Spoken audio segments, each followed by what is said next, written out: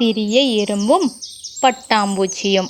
ஒரு அழகான காட்டில் ஒரு சிறிய எறும்பு வாழ்ந்து வந்தது. அந்த எறும்பு மிகவும் கடினமாக உழைத்தது.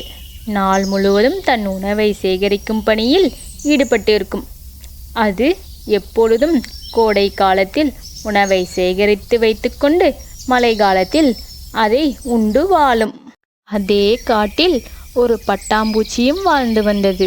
பட்டாம்பூச்சி எப்பொழுதும் அழகான இறக்கைகளை விரித்து பூக்களுக்கு இடையே பறந்து திரிந்து கொண்டிருக்கும். அது எப்பொழுதும் பாடிக்கொண்டே இருக்கும். ஏன் இவ்வளவு கடினமாக உழைக்க வேண்டும்? வாழ்க்கை என்பது மகிழ்ச்சியாக இருக்க வேண்டும். ஒரு நாள் கோடை காலம் முடிந்து மழைக்காலம் வந்தது. மழை நாட்கள் தொடர்ந்து வந்தன.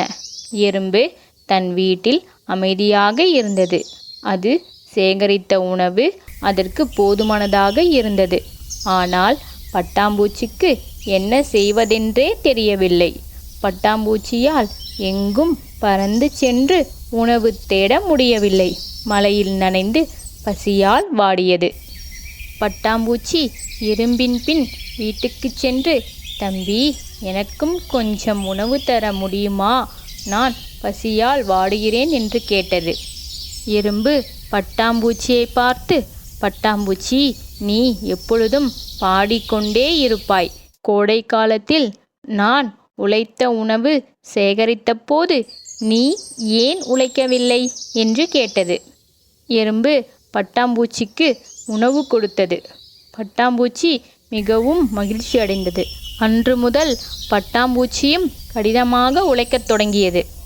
நீதி: வருங்காலத்திற்காக தற்போது கடினமாக உழைப்பது முக்கியம்.